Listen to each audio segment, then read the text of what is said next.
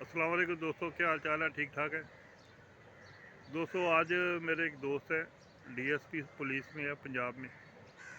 तो उनकी वालदा जो है वो सजाए लाई से वफात पा गई हैं। तो आज नमाज जनाजा था, जुम्मा की नमाज के बाद ही।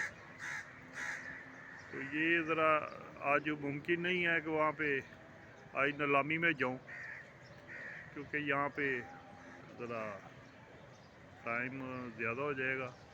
तो इंशाल्लाह जो है वो बुध वाले दिन अल्लाह ने अगर तौफीक दी तो बुध वाले दिन आपको नीलामी की दिखाऊंगा वीडियो। तो बाकी बहुत दोस्तों ने मैसेज किया था गाड़ियों के मतलब। तो जो भी किसी को मशवरा चाहिए हो गाड़ियों के मतलब, गाड़ियों के कागजात के मतलब, तो वो फिर कॉल कर सकता है जी।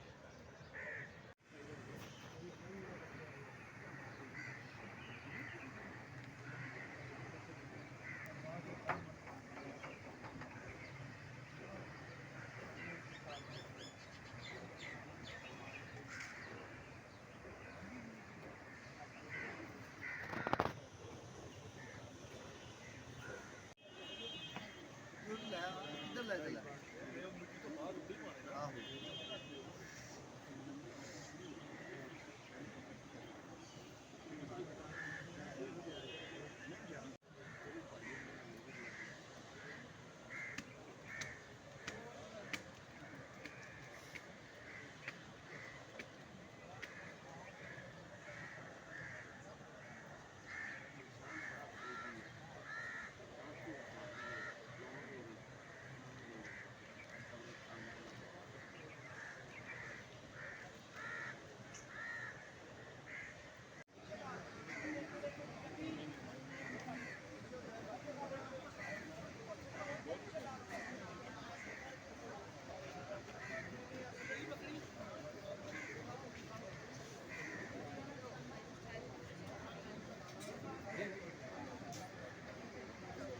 आज ही मैंने किया था।